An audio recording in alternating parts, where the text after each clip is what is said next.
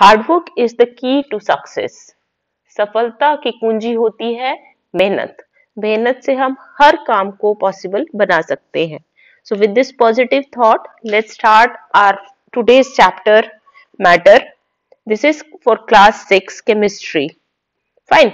So in this we are going to study the different states of matters, factor responsible for different states of matter, interconversion of states of matter, effect of heat on matter. These are the different topics that we are going to cover in this. So first thing that comes to our mind is what is matter? Anything that has mass and volume is matter. जिस भी चीज का मास है, volume है, वो होती है matter. रफली हम इसको बोल सकते हैं जिस भी चीज को हम टच कर सकते हैं या देख सकते हैं वो मैटर होती है. ऑल्दो गैसेस को हम देख नहीं सकते, वो भी मैटर होती है. Fine. So now next thing in this is what is mass. The quantity of matter that an object contain is mass. किसी भी मैटर में कितने मॉलिक्यूल्स हैं वो हमारे मास को बताते हैं. The space it occupies is volume. कितना वो स्पेस ऑक्यूपाई करती है वो होता है वॉल्यूम. फाइन.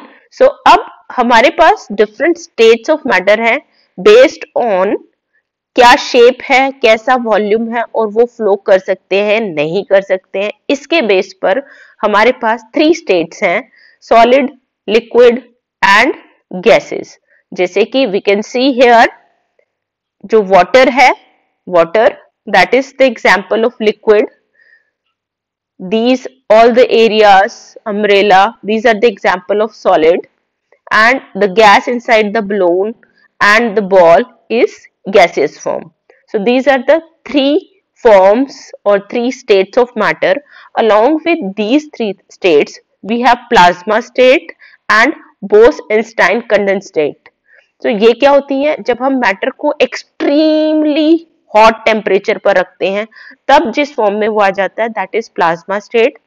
और बीईसी होता है जब एक्सट्रीमली कोल्ड टेम्परेचर पे, लो टेम्परेचर पे हम रखते हैं किसी भी मैटर को तो वो बीईसी फॉर्म में कन्वर्ट हो जाता है. फाइन. सो सन पे मैटर होता है that is in plasma state. Fine. Next हमारे पास आती है first state is your solid state. अब सॉलिड स्टेट क्या होती है, which has any state of matter which has fixed or definite shape, fixed volume and that does not flow from one place to another place. So fixed volume होता है, fixed shape होती है and they does not flow. They does not flow. वो flow नहीं करते हैं. That is your solid. अब solid के केस में उनकी जो ये तीनों प्रॉपर्टीज हैं तभी तक रहती है जब तक हम उन पर कोई एक्सटर्नल हीट या फोर्स अप्लाई नहीं करते हैं.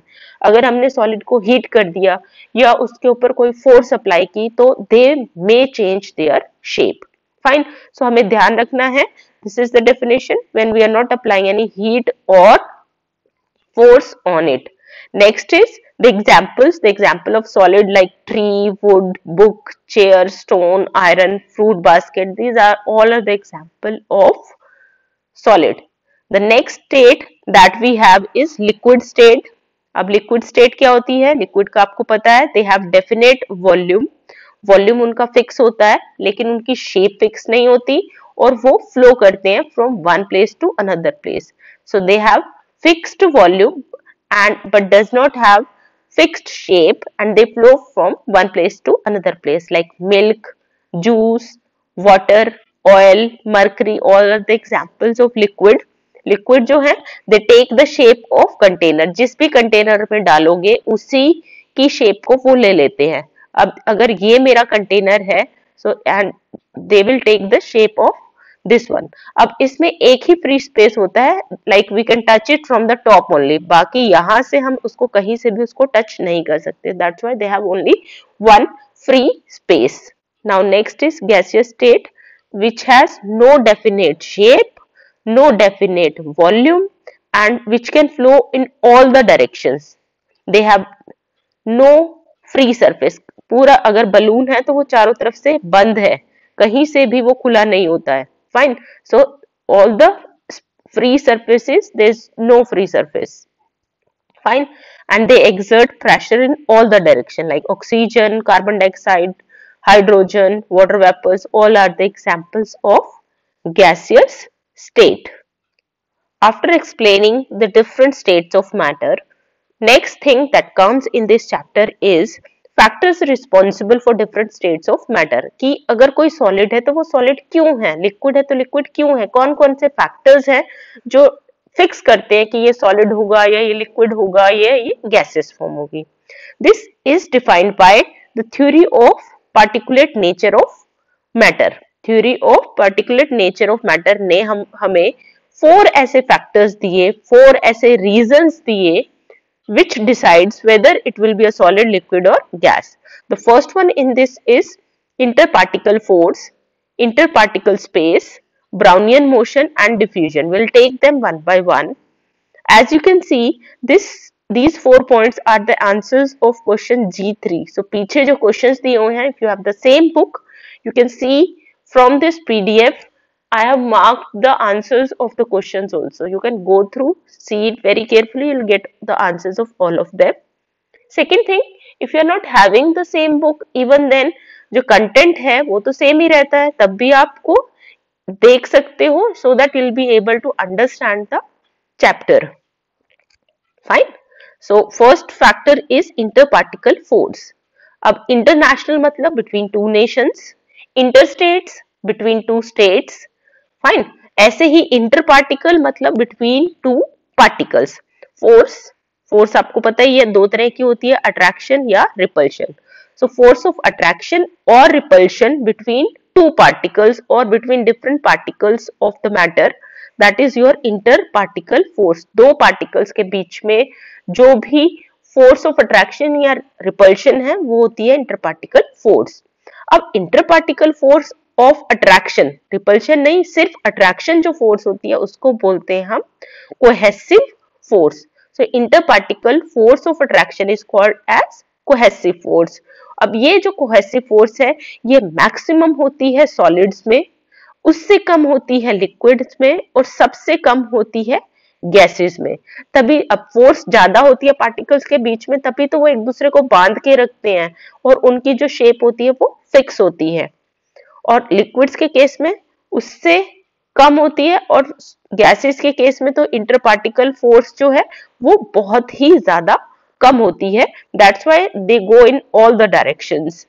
Next is your interparticle space. Interparticle different particles के बीच में, स्पेस मतलब gap, the space that exist between particles of the matter. 2 matters के जो पार्टिकल्स हैं उनके बीच का जो स्पेस है that is your interparticle space.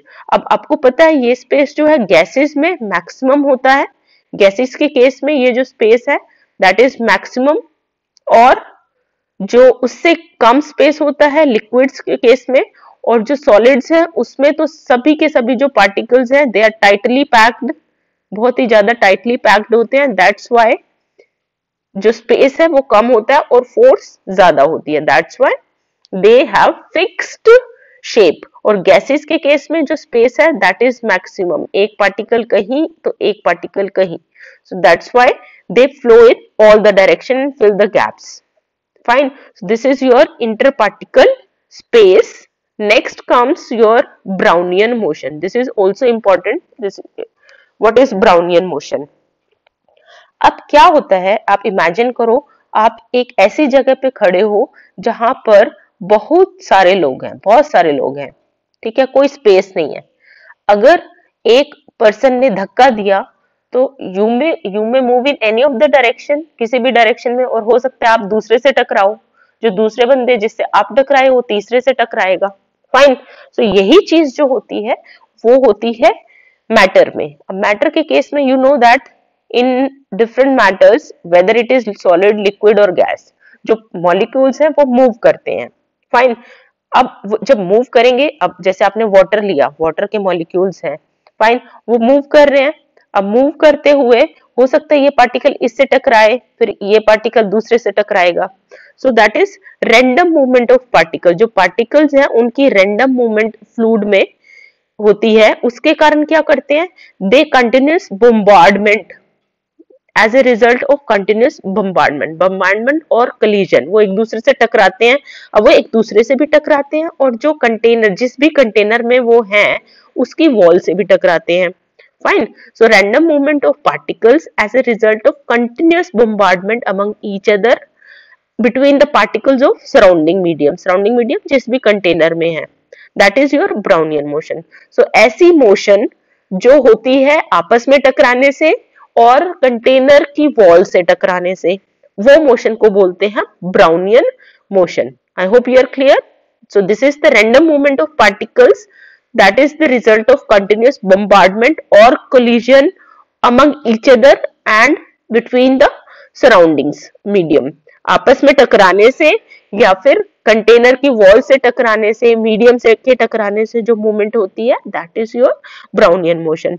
अब ये जो मोशन है ये सबसे ज्यादा होती है गैसेस में, मैक्सिमम इज इन गैसेस के केस में ये मैक्सिमम होती है, उससे कम होती है लिक्विड्स में और सबसे कम होती है सॉलिड्स में।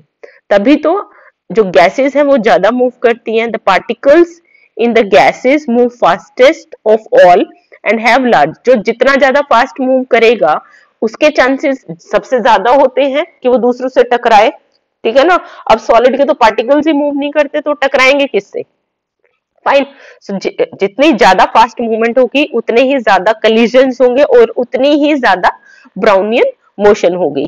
सो that's why gases expands to fill the container, क्योंकि उसमें ब्राउनियन मोशन जो है वो बहुत ज्यादा होती है, इसी कारण जो गैसेस है वो कंटेनर को फिल कर लेती हैं। So next is diffusion, this is the fourth reason of whether it is a solid, liquid और गैस। अब डिफ्यूजन होता है डिफ्यूज करना, मिक्स करना, इंटरमिक्सिंग को बोलते हैं हम डिफ्यूजन। अब एक तो होती है आपने गिलास लिया, उसमें चीनी डाली या कुछ नमक डाला और उसको चम्मच से घोल दिया, फाइन। दूसरा होती है वो आप नेचुरल मूवमेंट से होती है, substances, intermixing of substances by the natural movement of particles is called diffusion. कि आपने एक कंटेनर लिया, उसमें वाटर लिया और उसमें थोड़ी सी इंक डाल दी, तो वो इंक जो है वो थोड़ी देर के बाद अपने आप ही पूरे पानी में मिल जाती है। सो आपने नहीं घोला उसे, वो नेचुरली उसमें मूवमेंट थी, उसके कारण वो उसके अंदर घुल गई, that is your diffusion. So intermixing of substances by the natural movement of particle, that is your diffusion. अब डिफ्यूजन की जो होता है वो मैक्सिमम होता है गैसेस का, फिर उससे कम होगा लिक्विड्स में और सॉलिड्स में तो निग्लिजिबल होता है डिफ्यूजन। अब गैसेस के केस में लाइक आपने परफ्यूम छिड़का एक कॉर्नर में, उसकी फ्रेग्रेंस आप थोड़ी सी देर के बाद ही दूसरे रूम के दूसरे कॉर्नर में भी उसको फील कर सकते हो। ऐसे ही आपने अगर एक कॉर्नर में अगरबत्ती जलाई तो दूसरे रूम में भी उसकी फ्रेग्रेंस आ जाती है थोड़ी देर के बाद। वो कैसे होती है, that is because of the diffusion. जो एयर है, एयर में डिफ्यूज हो जाता है फ्रेग्रेंस ऑफ परफ्यूम, ठीक है। देन लिक्विड के केस में जैसे आपने एक कंटेनर में अगर वाटर लिया और उसमें शुगर डाल दी तो कुछ टाइम के बाद वो खुद ही मिक्स हो जाती है। उसके लिए उसमें टाइम लगता है, मे बी 10 मिनट्स, 15 मिनट्स और 1 आवर वो टाइम लेती है। जबकि गैसेस के केस में परफ्यूम आप विद इन सेकेंड्स ही आप सूंघ सकते हो। देन इज सॉलिड्स के केस में डिफ्यूजन जो है लीस्ट होती है। आप कोई भी दो मेटल, कॉपर को और सिल्वर को आपस में एक दूसरे के पास चिपका के रख दो, थोड़ी देर बाद या कुछ सालों बाद भी उसको देखोगे तो वो वैसे के वैसे ही मिलेंगे। आपने एक नोटबुक ली, नोटबुक में आपने पेंसिल से लिखा, पेंसिल से लिखने के बाद इमीडिएटली बाद अगर आप उसको इरेज कर दोगे, if you erase what you have written on the piece of paper just now, अभी के अभी, तो वो कंप्लीटली इरेज हो जाएगा। लेकिन आप फ्यू डेज के बाद अगर आप उसको इरेज करते हो तो क्या होगा, उसके जो है वो डिफ्यूज हो जाएगा पेपर में और वो कंप्लीटली इरेज नहीं हो पाता है। Fine, so that is the example of diffusion. So these are the 4 factors which decides whether it will be a liquid, solid or gas. Interparticle force, interparticle space, Brownian motion and diffusion. I hope you are clear. Next चीज जो हमारे पास इस chapter में है that is interconversion of states of matter. Interconversion मतलब एक state से दूसरी स्टेट में, सॉलिड लिक्विड गैस 3 स्टेट्स हमने पढ़ी है। सो सॉलिड को लिक्विड में कन्वर्ट करना, लिक्विड को गैस में, गैस को सॉलिड में। सो इस तरह से कैसे हो सकता है? That can be done using the heat. So the change of matter from one state to another state because of the change in temperature. Temperature को अगर हम चेंज करते हैं उसकी वजह से जो चेंज होता है that is called as interconversion of state of matter. अब इसमें हमारे पास डिफरेंट वेज हैं। This is the diagram that shows interconversion of states of matter. Like solid को लिक्विड में कन्वर्ट करना है तो इट इज मेल्टिंग, लिक्विड को सॉलिड में करना है तो फ्रीजिंग। ऐसे ही हमारे पास condensation, evaporation, decomposition, sublimation. So ये all these we are going to study. So first thing that we have is solid to liquid. Solid है उसको लिक्विड में, सॉलिड यानी कि आइस है हमारे पास, आइस को हमें वाटर में जैसे हमने कन्वर्ट किया, this is the example of solid to liquid. So a solid changes into liquid on heating. अगर हमने आइस को हीट किया तो वो वाटर में कन्वर्ट हो जाती है। The process by which solid changes into liquid उसको हम बोलते हैं melting. So melting is a process of converting solid into liquid, and the temperature at which this happens, that means solid starts converting into liquid, that is called as melting point. Melting point होता है वो temperature जिस पर solid जो है वो liquid में convert होना start हो जाता है, that is your melting point. Next is liquid to gas. Liquid है उसको गैस में कन्वर्ट करना है हमें, तो वो दो तरीके से हो सकता है। वन इज बॉइलिंग, दूसरा होता है इवेपोरेशन। बॉइलिंग में हम लिक्विड को उसके बॉइलिंग टेम्परेचर से, बॉइलिंग पॉइंट से ज्यादा के टेम्परेचर पे, इक्वल या उससे ज्यादा के टेम्परेचर पर हीट करते हैं। The process by which a liquid is heated equal to और above the boiling point, that is your boiling.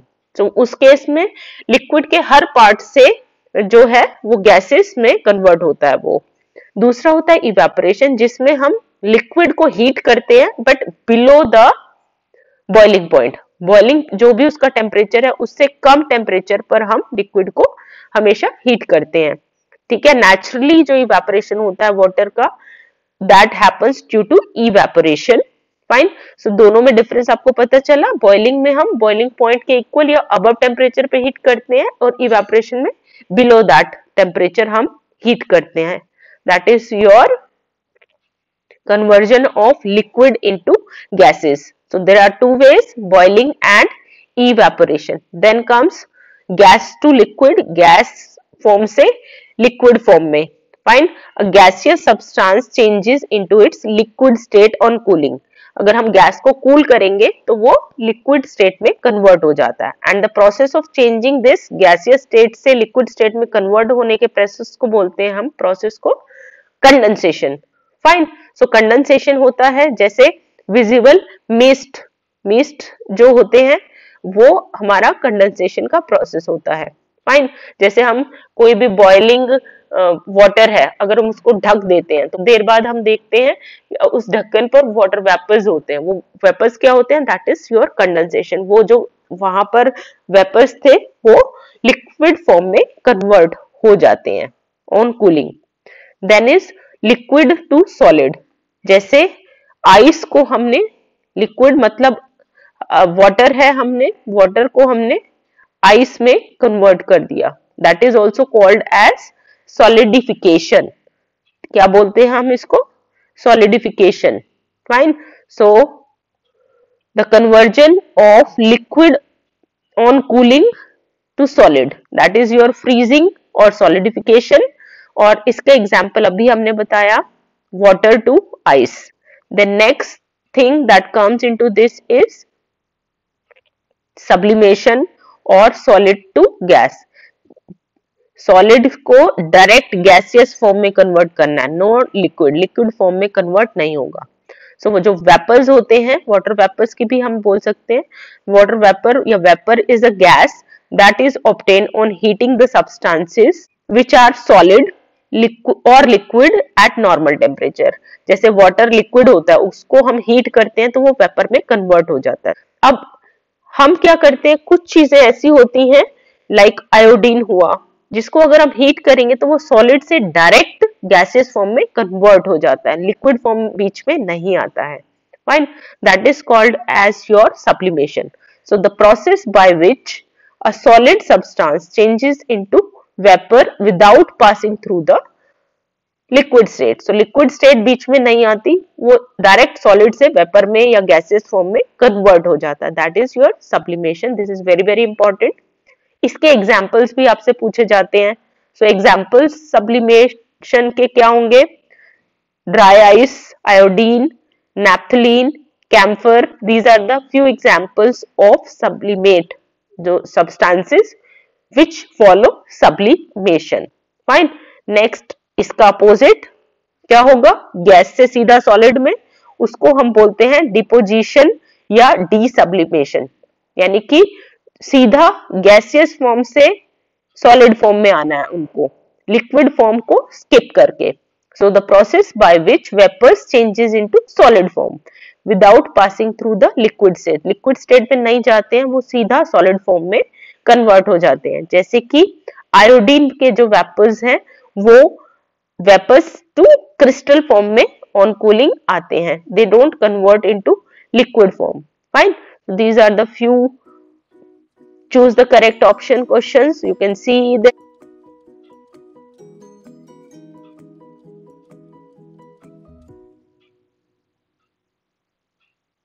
Now the next thing that we are going to study in this is effect of heat on matter. Matter के ऊपर heat का बहुत ज़्यादा effect होता है. What is that? We are going to see here. In this, first we will study what is heat. Heat क्या होती है? Heat एक energy है जो एक ऑब्जेक्ट से दूसरे ऑब्जेक्ट में फ्लो होती है ड्यू टू टेम्परेचर डिफरेंस। यानी कि एक अगर हॉट ऑब्जेक्ट को एक का टेम्परेचर उससे कम हो, ऐसे ऑब्जेक्ट के पास रख देते हैं तो क्या होगा? उन दोनों में से एनर्जी फ्लो होती है and that is your heat. So the energy that flows from one object to another object as a result of temperature difference. अब इसके कारण होते हैं दो तरह के चेंजेस, फिजिकल चेंज और केमिकल चेंज। फिजिकल चेंज क्या होता है? ऐसे चेंजेस जिसमें उसकी स्टेट चेंज होती है। फाइन, सॉलिड टू लिक्विड हो गया, लिक्विड टू गैस हो गया वो, लेकिन मैटर ओरिजिनली वो सेम रहता है। केमिकल चेंज जिसमें हमारा ओरिजिनल प्रोडक्ट है वो कंप्लीटली चेंज हो जाएगा और न्यू कोई भी न्यू प्रोडक्ट बनेगा। फाइन, जैसे कि अगर हम वुड को बर्न करते हैं, वुड को हमने बर्न किया, वुड को हमने बर्न किया तो क्या होगा? That will convert into ashes, then carbon dioxide heat will be released, light will be there, तो एक नया प्रोडक्ट बन जाएगा। जबकि फिजिकल चेंजेस में सिर्फ चेंज ऑफ शेप होगा, साइज होगा या स्टेट हो जाता है। Fine, that is basically your physical and chemical changes. Now first we are going to see what are the physical changes that can happen. Now first one is change in state. Change in state, there are three states: solid, liquid and gas.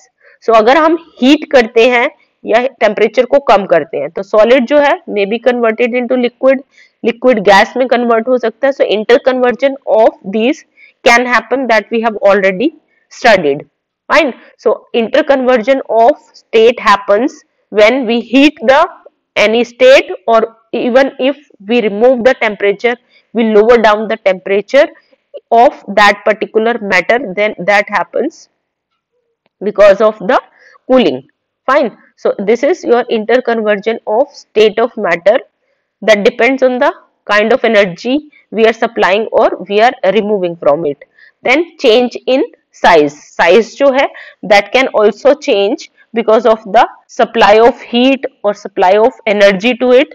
Mostly अगर हम temperature को increase करते हैं तो volume जो है वो increase होता है, वॉल्यूम लीडिंग टू एक्सपेंशन, और जब हम टेम्परेचर को कम करते हैं तो वॉल्यूम डिक्रीज होता है।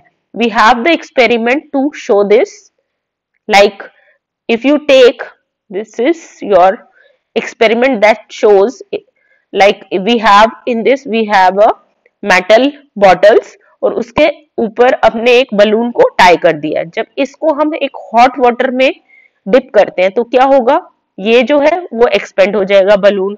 इसी सेम को अगर हम कोल्ड वाटर, इसी मेटल को हमने कोल्ड वाटर में डिप किया तो ये कॉन्ट्रैक्ट हो जाता है। अब ये क्यों हुआ, बिकॉज जब हम इसको हमने हीट दी तो इसके जो पार्टिकल्स हैं वो आपस में कोलाइड करते हैं, and because of this energy it expand, they occupy more space because of the expansion. और जैसे टेम्परेचर को रिमूव किया हमने, टेम्परेचर को लोअर डाउन किया, तो क्या होगा, स्पेस कम होगा, स्पेस कम हो जाएगा मॉलिक्यूल्स के बीच में, so force of attraction will increase. अगर फोर्स ऑफ अट्रैक्शन इंक्रीज होगी तो वो एक दूसरे को कंपैक्ट करेंगे और जो उनका साइज है वो कम हो जाएगा, right. So this is the experiment that shows the effect of heat on the size.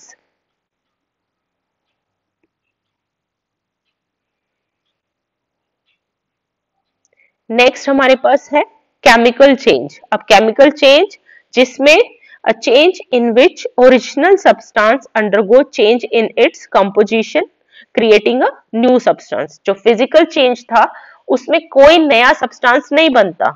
Chemical change में जो आपका ऑब्जेक्ट है उसकी केमिकल चेंजेस हो जाते हैं, उसकी कंपोजिशन में एक नया सब्सटेंस बनता है, fine. So this is your chemical change, और ये इरिवर्सिबल होते हैं। अगर आपने वुड को एक बार बर्न कर दिया तो उसको दोबारा ठंडा करके आप दोबारा वुड में कन्वर्ट नहीं कर सकते हो, फाइन। सो जो केमिकल चेंजेस हैं वो इरिवर्सिबल होते हैं, उनको हम रिवर्स नहीं कर सकते। एक बार चेंज हो गया तो हो गया। एक बार दूध दही में कन्वर्ट हो गया तो हम दही से दोबारा दूध नहीं बना सकते हैं, फाइन। एक बार आपका जो एग है वो बॉयल हो गया, वो बॉइल्ड एग को दोबारा ओरिजिनल एग में कन्वर्ट नहीं कर सकते हैं।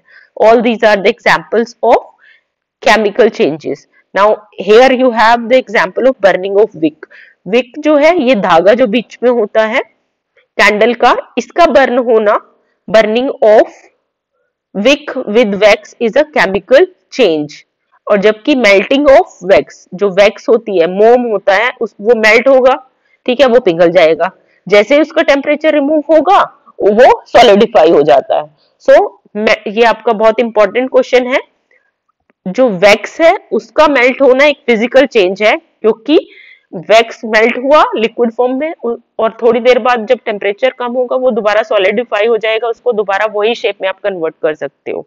लेकिन जो विक है वो एक बार जल गई तो जल गई, उस धागे को जलने के बाद उसको दोबारा रिक्रिएट आप नहीं कर सकते हो। That's why it's a chemical change. नए प्रोडक्ट, जब भी हम विक को बर्न करते हैं तो नए प्रोडक्ट भी बनते हैं।